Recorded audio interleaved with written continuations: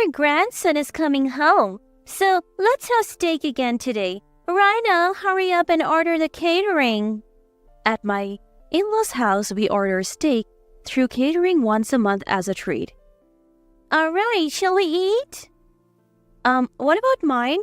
How many times has this happened now? Every time they don't prepare a steak for me. My mother-in-law just lets me place the order, and once I've fulfilled that role, there is no steak for me. My mother-in-law is very assertive, and I just can't stand up to her. I guess I'll just have to put up with it again. Just when I was about to give up, Grandma's really mean, isn't she? What? My name is Raina. I'm a 38-year-old housewife. Having no particular talents, I used a matchmaking service and met my current husband, Craig. I wanted to get married but was struggling to find a good match, so the matchmaking service was my last hope. I was almost resigned to giving up, but then I met a man who shared my love of movies. That man is now my husband.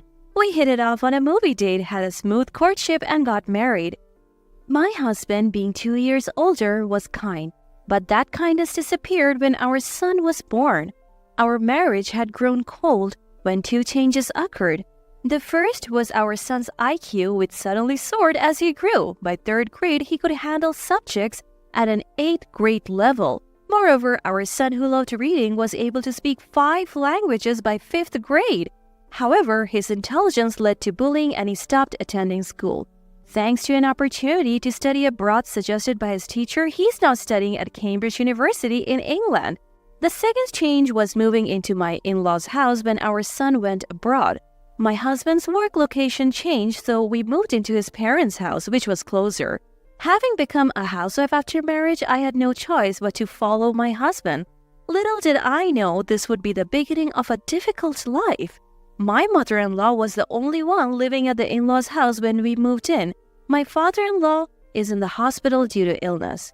I am not feeling very well, so I need you, young one, to work hard for me.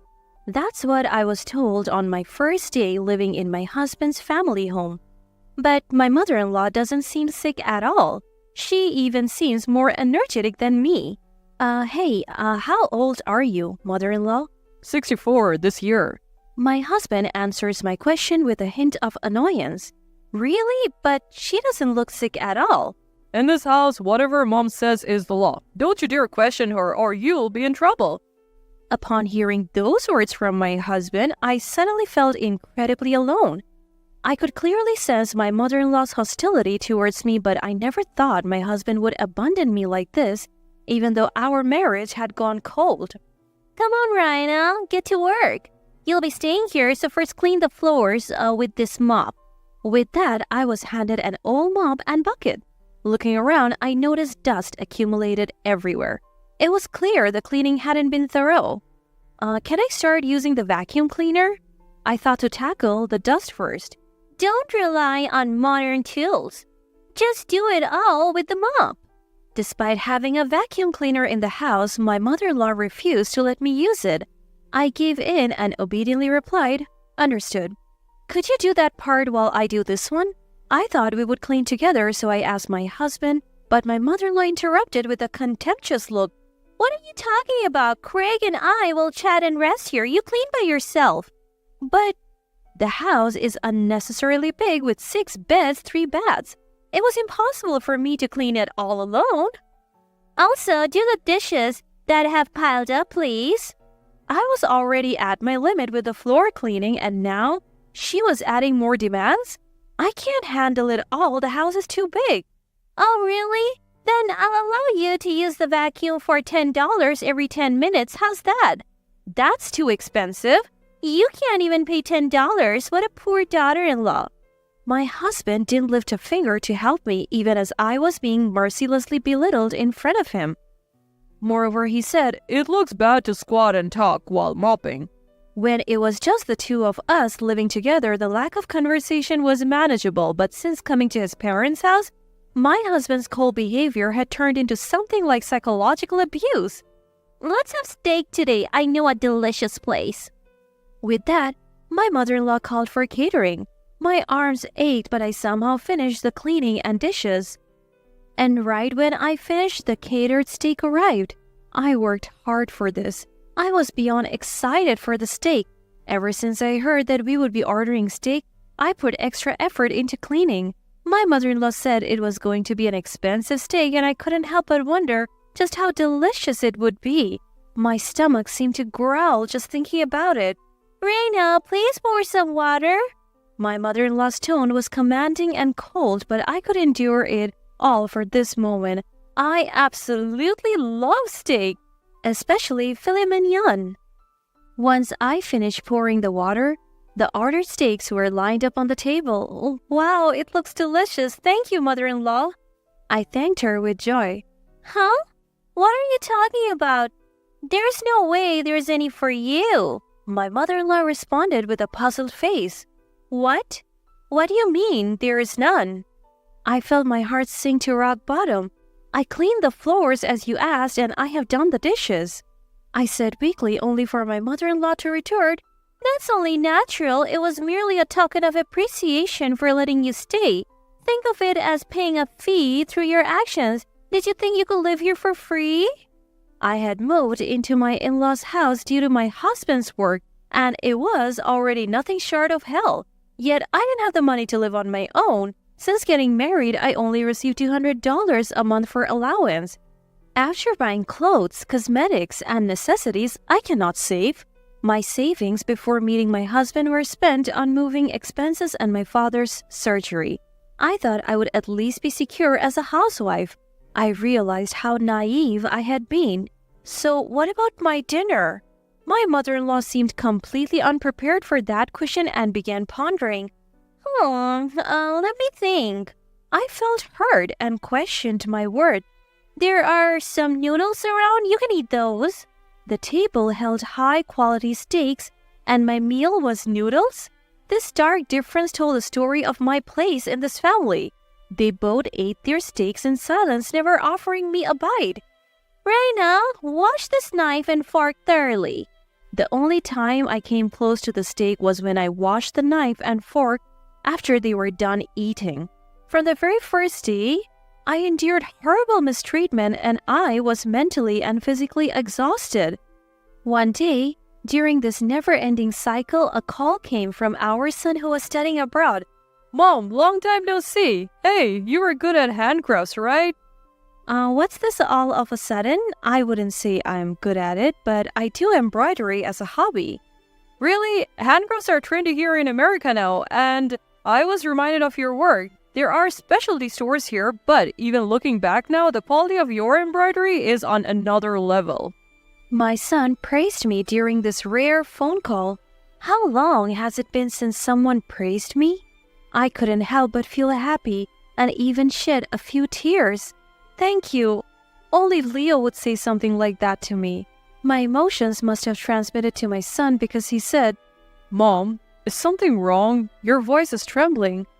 What? My son is learning psychology in school, it seems. He said he has perfectly memorized all human unconscious actions that tie to mental states. Already a high IQ son, he's been further honed by receiving quality education. Now, they say his IQ is even measured at 200. Even as his mother, I can't believe he's the same person. Thanks to that, he has completely seen through my heart. Did something happen with Dad? I remained silent for a moment, then gathered my courage to tell my son about the situation at my in-laws' house. I felt shameful as a parent, but I was grateful to have someone nearby to talk to. So, it's tough every day. When I finished my story, he said, I'll come home once. It's our vacation and I have saved up some money from my part-time job. I insisted that everything was fine, but he wouldn't listen, and my son is coming home soon. Time flew during our long overdue phone call, and an hour had passed. Feeling rejuvenated, I thanked my son and hung up. When the call ended, my mother-in-law approached me with a glare. That's quite a luxurious long phone call. The energy I gained from my son slowly depleted as I dealt with my mother-in-law. I'm sorry. More importantly, we're having a block party at our house tomorrow. Take care of the shopping. With that, my mother-in-law handed me a long list of items and left. At the end of the note it said, "Make a reservation for steak catering." Then came the day of the block party. People started to gather afternoon, and before I knew it, there were 10. Everyone calls my mother-in-law the president. "Come on, Rhino. What are you doing? Serve juice to everyone," she ordered. Mother-in-law who used me no matter who was around. "Lauren, don't overwork the girl. It's pitiful. You should treat your daughter-in-law more kindly." Some did stand up for me against my mother-in-law's harassment, but my mother-in-law wasn't pleased and threatened. "If you keep talking like that, you're no longer members of the block party. No more high-end steak after this. Is that what you want?" Upon her threat, they said, That's too much. We love this community. I'm sorry, Rhina is my name? Yes, Rhina. We can't go against the president, they said. And the support they offered was quickly withdrawn by my mother-in-law. It seems she doesn't just control this house, but the whole area. There is no way I, a mere housewife, can win against this woman. The steak I had ordered arrived, and my mother-in-law began happily arranging it on the table. Since she had chosen the steak, it was surprisingly luxurious. The side dishes were a parade of high-end ingredients like caviar and truffles.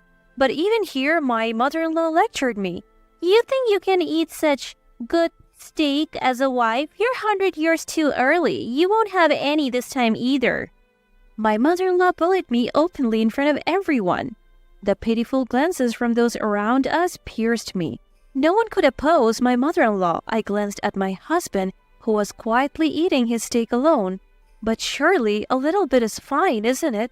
I was envious of not being able to eat the steak and slightly resisted my mother-in-law.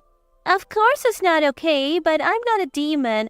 I bought beef noodles for you this time, so I'll give them to you," she said, handing me a serving of noodles. Upgraded from ordinary noodles to beef noodles? But what I wanted to eat was steak. I finally lost my patience and raised my voice. "Mother-in-law, this is too much. I prepared everything for today's block party, and yet you treat me like this?" "So is this true? You prepared all this by yourself, Rhina?" "Lauren, couldn't you be a little kinder?" With my words, everyone's eyes turned to my mother-in-law. "You all better not get carried away, or you'll be treated the same as this useless son's wife." My mother-in-law countered with determination. Everyone lost to my mother-in-law's intimidation, and no one said anything back. "Rhina, you remember what I told you before. You must obey mother in this house." "But..." "Then?" My husband suddenly raised his voice. I was surprised by that voice, and my body flinched. "Obey mother's instructions quietly." The atmosphere became silent at my husband's words, and the people who had been supporting me eventually said, Yes, Lauren is right." Filling the room with voices defending my mother-in-law, frustrated, I ran away from the scene and locked myself in my bedroom. I wonder how many hours had passed. It seems I had fallen asleep. When I realized, the block party had dispersed, and it was night. When I looked at my mobile phone, there was an email from my son. "Mom, I'm heading your way tomorrow." Apparently, my son was already in America staying in a hotel. I went back to sleep. The next morning, as I went to the living room, my mother-in-law was making breakfast. "You really got carried away yesterday, didn't you?" "I'm sorry." I informed my mother-in-law, who attacked me without even a greeting, about my son. "Oh, Leo, if he's coming back, we'll have steak today." It seems my mother-in-law, who hadn't seen my son since he went abroad for study, was eagerly looking forward to seeing him again. She had already ordered catering from our usual steakhouse, and then the evening came and my son returned home. The dinner table was laden with steaks, even more luxurious than usual. "Leo, eat as much as you like." My mother-in-law was quite pleased. As always, I was treated like a servant. Thank you, but where's Mom's portion?" My kind-hearted son noticed that there was no steak for me and was worried. At that question, my mother-in-law attacked. "Oh, it's fine. Rhina is always like this. More importantly, try this. It's made with beef from Nebraska." My mother-in-law looked happy to be reunited with her grandson after such a long time. But my son responded with unexpected words. I don't want it. Why didn't you prepare mom's portion? This is discrimination, isn't it? He said coolly. My mother-in-law was startled by this unexpected reaction. My husband also looked at our son surprised. What are you talking about? Grandma, I have heard everything from mom. You really look down on her, don't you? My son, who had returned home, had grown up strong and confident more than I knew. Feeling antagonized by him, my mother-in-law began to panic. Oh, what? What did you hear? I didn't do anything. Grandma, you're mean, aren't you? What? What did you say?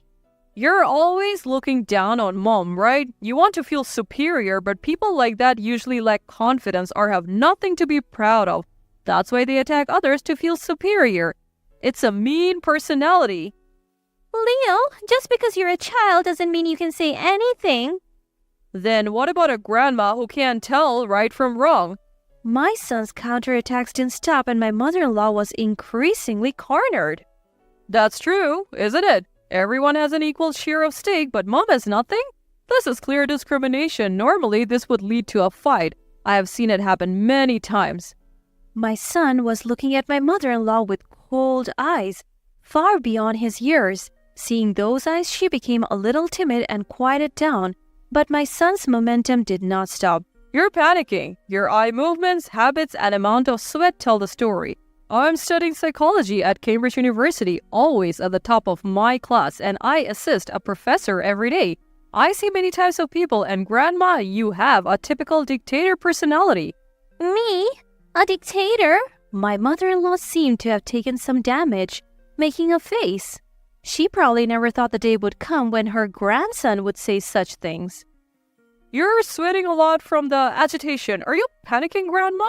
Maybe no one has ever spoken to you friendly before. That's... My son was completely in control of the conversation's pace. I was simply watching the two of them. My husband was doing the same. But there's really nothing to it, is there? I wonder why everyone was so afraid. By the way, Grandma, do you have something you're good at? Good at? Well... You were snapping at Mom even though you have no talents. That's not cool. Mom has some, though. That's mean. Do you have to say that? My mother-in-law was gradually backed into a corner, losing her ability to articulate. My son showed no mercy to her. Mean? What you did, Grandma, was far meaner. Plus, Mom is skilled in embroidery. It could even sell in England. I was surprised by my son's words. It was the first time my hobby was appreciated like this. So, what's your point? Don't you get it? Mom has skills beyond others, but you, Grandma, have none. Yet, you try to belittle Mom and assert dominance? Is it because you can't accept someone being superior knowing that you can't do anything? Grandma, you are the weakest here. My mother-in-law was at a loss for words, her mouth agape. She must have been struck by the undeniable truth. She couldn't say anything in return. And you, Dad? What have you been doing all this time? Why didn't you help Mom when she was struggling? Well, you couldn't stand up to Grandma, could you? I don't know if it's because she's your mother, but if so, why did you marry Mom? My husband, too, was stumped by my son's legitimate questions and had no reply. Of everyone present, my son was the calmest and wisest. In the end, both you, Dad, and Grandma are just bullying Mom without any real content. You just want to feel superior and look down on others. I don't want to be involved with such people. My son's relentless words made my husband and mother-in-law's faces more rigid than ever before. Whether it was frustration at not being able to retort or something else, they tightly clenched their lips. My son's words hit home accurately and there was nothing they could do. I was simply delighted that my son had grown so wonderfully, and I couldn't help but gaze at him. Then my son said to me, "Mom, let's leave these two and move to England together." England? But we don't have the money and finding a job there will be tough. As I replied, my son, who had been serious until now, began to smile. Actually, one of my classmates has a father who's a Hollywood actor. I became friends with him, and when I showed him pictures of your embroidery, he praised them. Then his father heard about it. Really? That's wonderful. My son continued. So his father wants to buy your work, and the news has spread with over 200 people now waiting to buy your pieces. What? As I expressed my surprise, My mother-in-law and husband also listened to my son's story with astonished faces. My son went on. Mom, I'm sorry for taking the liberty of arranging this, but they want you to open a store with your handmade crafts. The kid's dad will handle all the expenses, including the cost for relocation, so let's turn your hobby into a job in the UK. My son's eyes were sparkling with excitement. Indeed, for something I do as a hobby, people around me often praise my finished works. I never dreamed that this would become my job. And in England? No less, not America. I fell silent for a while, pondering. The three of them focused on me as I thought, Oh, Rhina, you're not really going, are you? You can't be serious, right? My mother-in-law and husband asked me with frantic expressions. I thought hard about it. My son was right. If I'm going to be harassed at my in-laws' house anyway, I want to make my hobby my job. Moreover, the already frosty relationship with my husband has worsened due to his cold attitude. I felt like I didn't need to be here anymore, and I made up my mind. I'll give it a try. I accepted my son's proposal.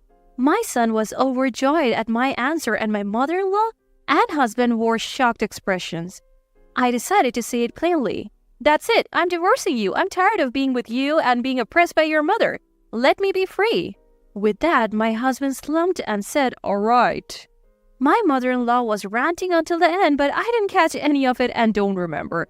And so the divorce was finalized without fuss, and I was freed from my in-laws' house. Now I'm busy in England preparing to open a shop. I insisted on making all the products by hand. This may be the most fulfilling time in my life. Later, I heard from my son that right after I arrived in England, my former mother-in-law stumbled at the entrance and ended up in the hospital. When she was injured, my former husband didn't know what to do, so he called an ambulance, but as she was being carried away, she ranted and raved, her complaints echoing throughout the neighborhood. This incident led to the block party members finally distancing themselves from my former mother-in-law. Since they were merely members who had quietly obeyed under intimidation, there were no real friends around her. My son apparently still keeps in touch with my former husband. It seems my former husband is doing all the housework by himself since my former mother-in-law was hospitalized, and with increased expenses, he has started working a late-night part-time job.